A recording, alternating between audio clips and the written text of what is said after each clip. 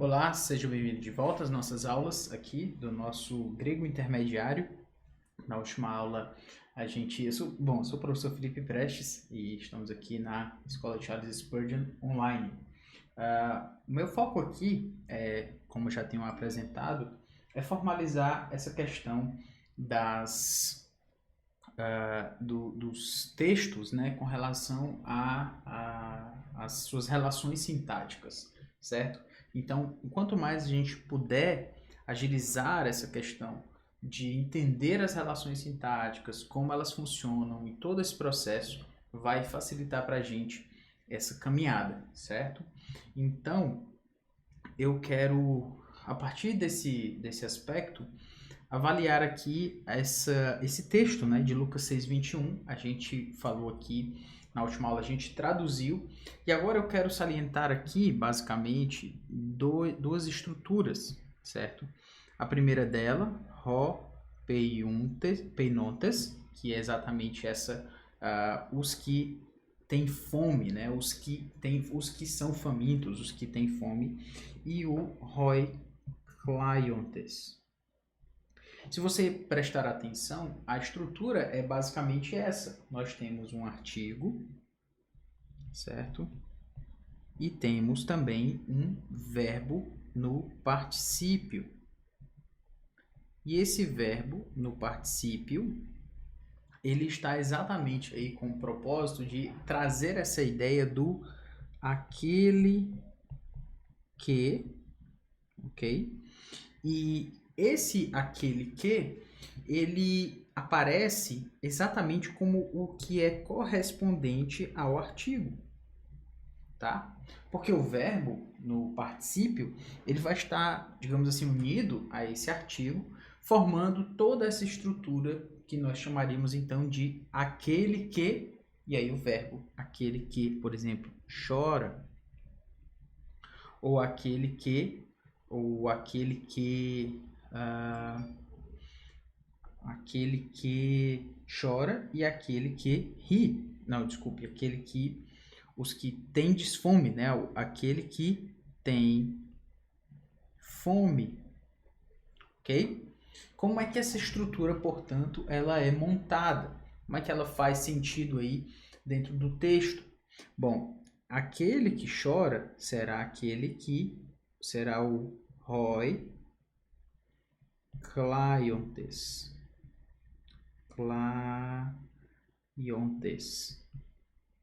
Ok? E esses são aqueles que choram, e os que têm fome serão os roi peinontes. Roi peinontes. Ok? Basicamente, como você pode ver, são artigos, no caso no plural. Então, se eles estão no plural, será, ao invés de aqueles, serão aqueles que. Mas, fora isso, não há muita diferença. Será aquele que chora e aquele que tem fome, ou aqueles que choram e aqueles que têm fome, no caso aqui, no plural. Essa relação ela é vista exatamente a partir desse aspecto, certo? O que é realmente bem interessante, porque essa é basicamente, como eu falei, a estrutura do particípio mais o artigo, na verdade, o artigo mais o particípio. Qual é então a função do artigo nesse caso? É formar essa estrutura gramatical em que nós temos artigo mais o particípio, e então é fazer esse particípio, que anteriormente seria só um verbo, transformá-lo numa espécie de substantivo. Então, ele substantiva o artigo, ele vai substantivar o particípio, ele vai marcar a função do particípio, nesse caso. Então, essa parte do aquele que mais o verbo no particípio, ligado quando a gente tem essa estrutura, essa fórmula, ela vai aparecer tantas vezes no Novo Testamento que é de extrema necessidade que você aprenda isso o mais rápido possível, você lembre disso, porque isso vai lhe acompanhar. Os textos do Novo Testamento vão estar repletos desse aspecto. Então é importante que você abra seus olhos para isso. quando a gente segue aqui na explicação do Daniel Wallace, a gente tem o artigo antes dos particípios, funciona tanto como um substantivador, olha aqui, ó, ele vai ser um substantivador, e também será um marcador de função, ok? Então, ele será um substantivador e um marcador de função. Como a gente pode entender essa questão aí de ele ser um substantivador e um marcador de função? A gente tem aí, ó, a presença do artigo indica uma função substantival. Essa é a função, ele indica, ou adjetival, né, para o particípio. Então, o artigo vai ter esse propósito, ele vai indicar essa função, ele vai marcar essa função. Esse artigo é um artigo substantival.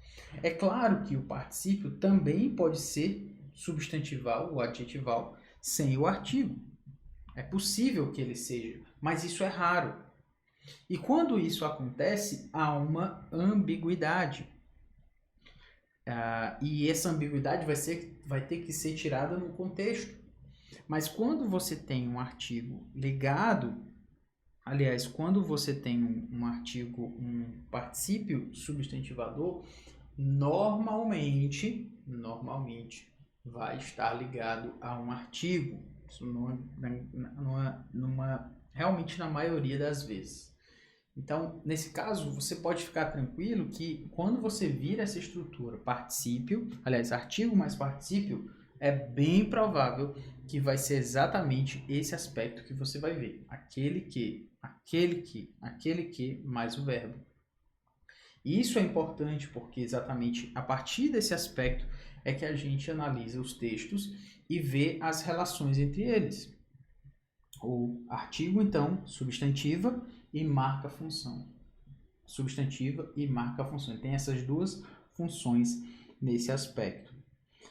Nesse caso, então, nós temos o artigo aqui substantivando, porque hoi peinontes é os que têm fome. Aqueles que têm. Então, o que o artigo aqui faz? Ele marca a função. Esse particípio é um particípio substantivador. Marca a função. Está dizendo peinontes, hoi peinontes. Peinontes é substantivador. Mas, além disso, ele também substantiva. É uma função dupla, né? Ao mesmo tempo que ele marca a função, ele substantiva. Então, não tem dificuldade com relação a isso. Mas o ponto é exatamente a gente lembrar disso. O artigo tem esse aspecto, certo? O aspecto de ser aquele que vai substantivar e marcar a função. Da mesma forma, hoi clientes.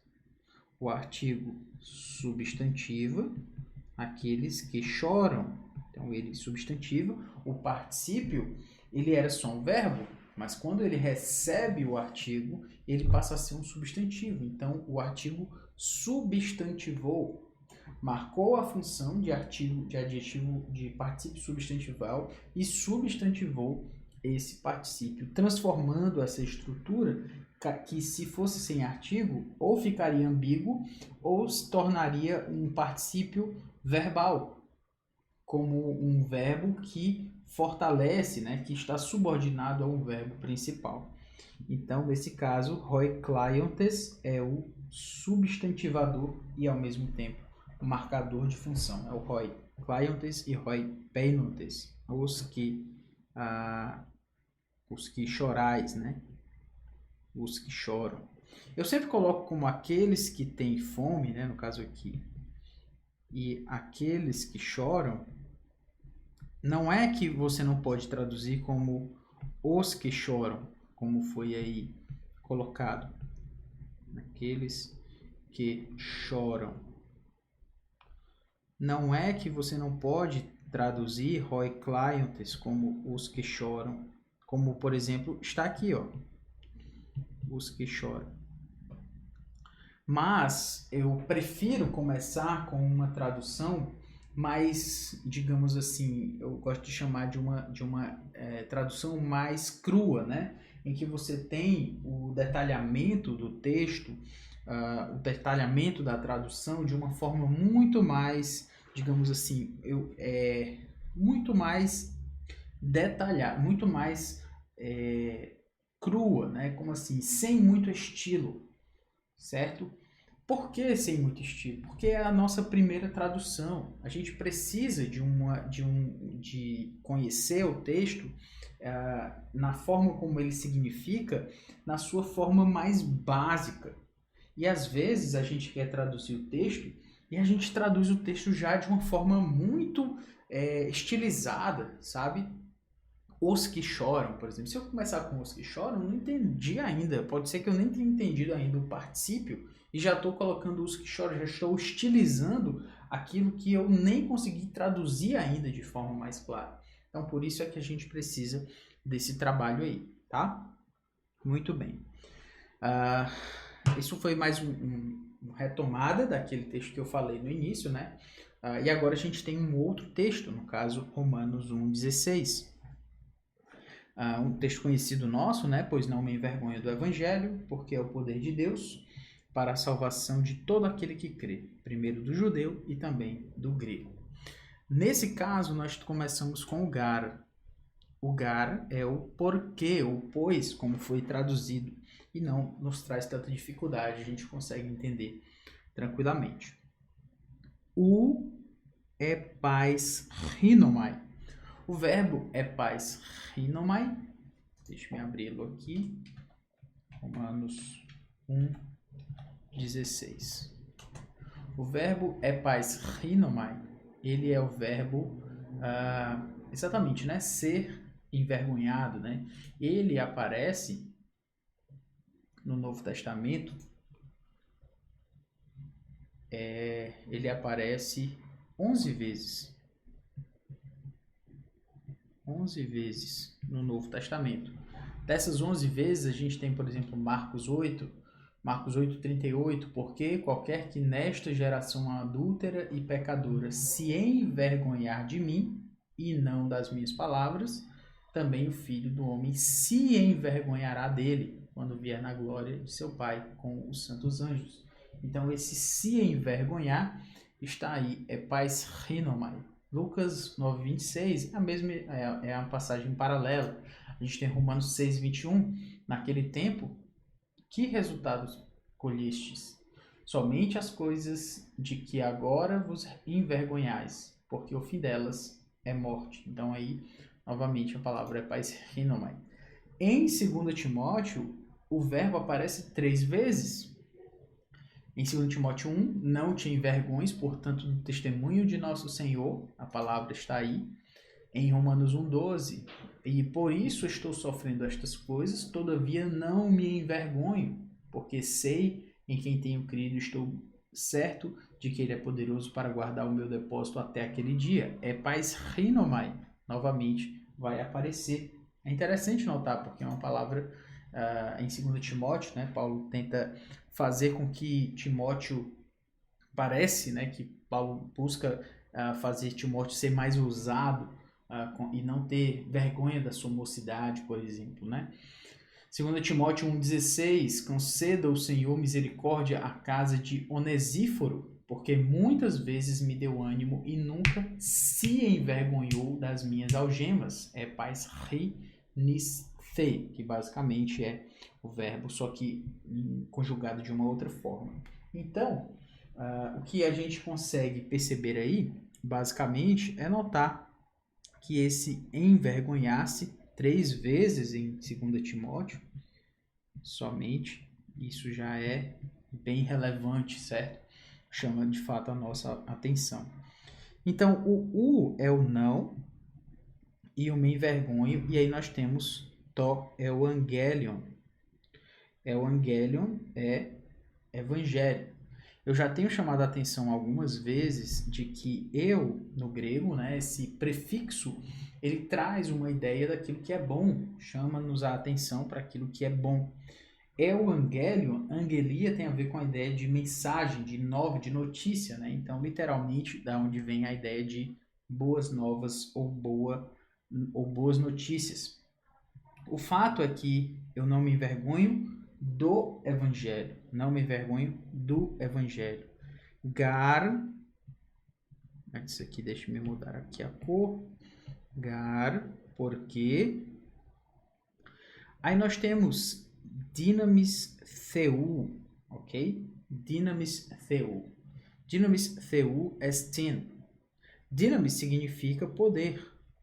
A gente sabe, né? E por favor, por favor, não vá dizer que o evangelho é a dinamite de Deus, né? Eu acho que se você está aqui no grego intermediário, até essa aula, é porque você já entendeu que o evangelho não é a dinamite de Deus e que essa é uma falácia, né? Um anacronismo, que na época de Paulo não tinha dinamite para ele poder dizer que o evangelho era a dinamite de Deus. E além disso, obviamente, o evangelho ele não destrói, na verdade, ele constrói as nossas vidas, né?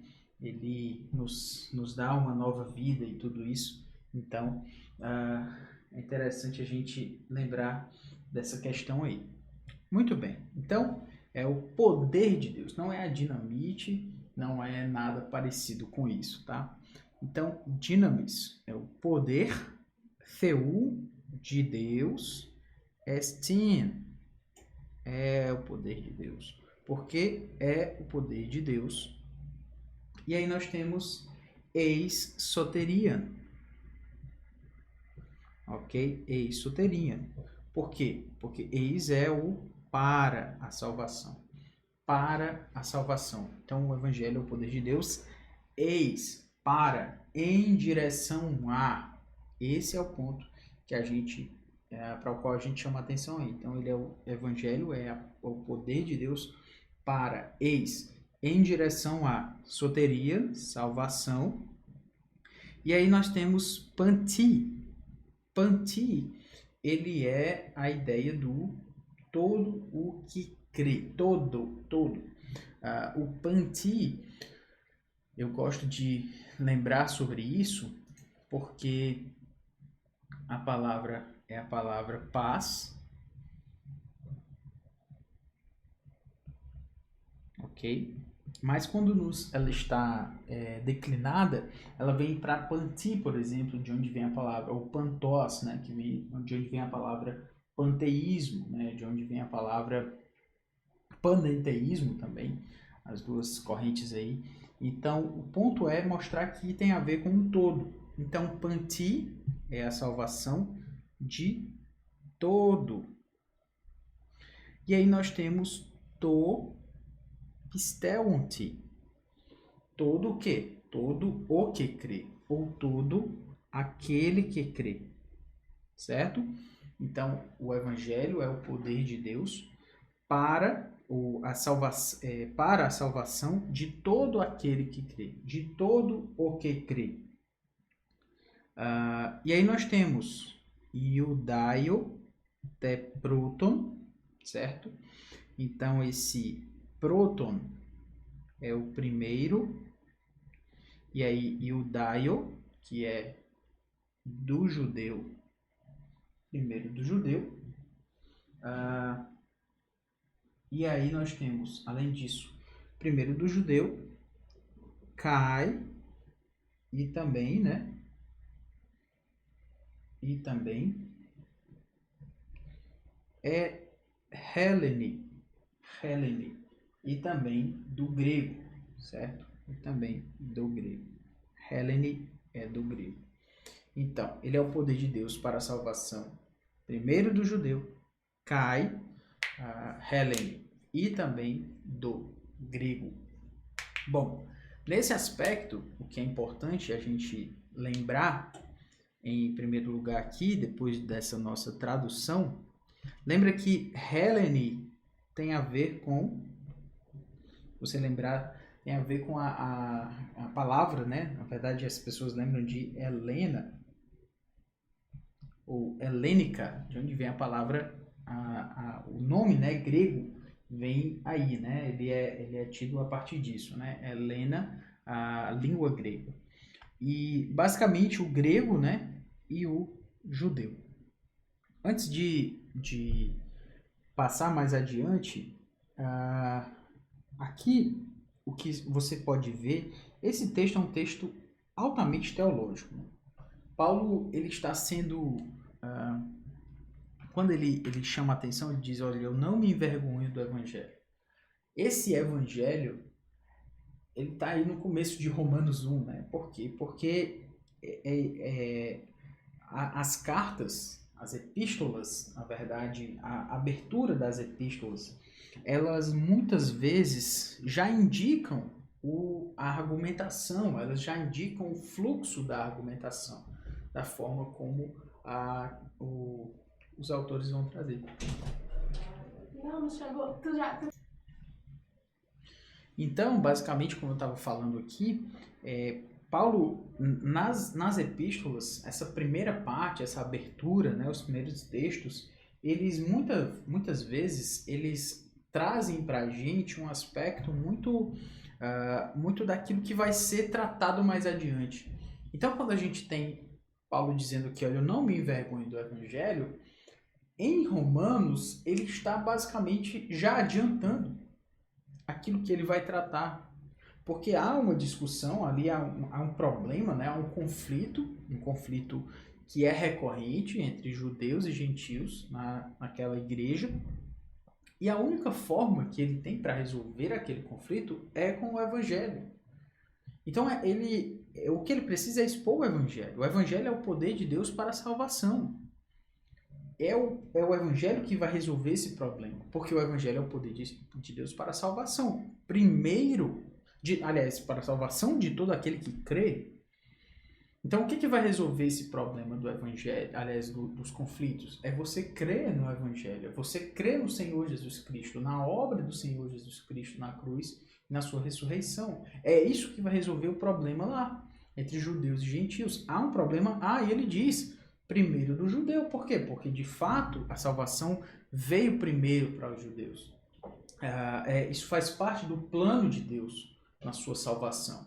Foi assim que Deus preparou o plano da salvação, certo? Exatamente assim. É o aspecto do plano da salvação, de que ele veio para os seus e os seus não o receberam, né? Então, os judeus, de fato, são os primeiros a receberem, os profetas vieram para os judeus. Todo esse aspecto chama a nossa atenção. Então, foi, de fato, primeiro para o judeu, mas também para o grego. Porque depois de os judeus não terem aceito, depois de os judeus não terem recebido essa salvação, então é que veio a salvação para os gentios, que é, digamos assim, um segundo momento, né, dessa apresentação da salvação. Então, nesse aspecto aí, chama de fato a nossa atenção o ponto de que Paulo já está adiantando o que ele vai tratar no restante da carta. O evangelho é o dinamis turtheu, o poder de Deus para a salvação de todo aquele que crê. Não é a sua posição como judeu, como gentio, que vai resolver essa dificuldade. É você crer. E ao crer, o que vai acontecer é que você vai ser salvo, né? Exatamente, a salvação de todo que crê, primeiro do judeu. Há de fato um espaço aí, um posicionamento inicial em relação à salvação, de uma oferta que foi feita aos judeus. Então, é de fato primeiro do judeu, a teologia bíblica vai sendo colocada, e também do grego, ou seja, e também do gentio. Então, o Douglas Moo costuma falar que o que a gente tem em Romanos é uma espécie de gangorra, em que em certo momento Paulo vai enfatizar os judeus e vai pesar a mão sobre os judeus. Em outro momento ele vai pesar a mão sobre os gentios. Ele vai fazendo isso, tentando buscar um equilíbrio aí, porque muitos judeus achavam que eram superiores por serem filhos de Abraão, e somente isso garantia a eles algum favor diante de Deus. E os gentios, que muitas vezes queriam simplesmente desconsiderar qualquer herança judaica, né? Então Paulo, nesse tratar com os judeus, coloca esse ponto aí, tá bom? Ficamos por aqui, até a próxima aula, valeu!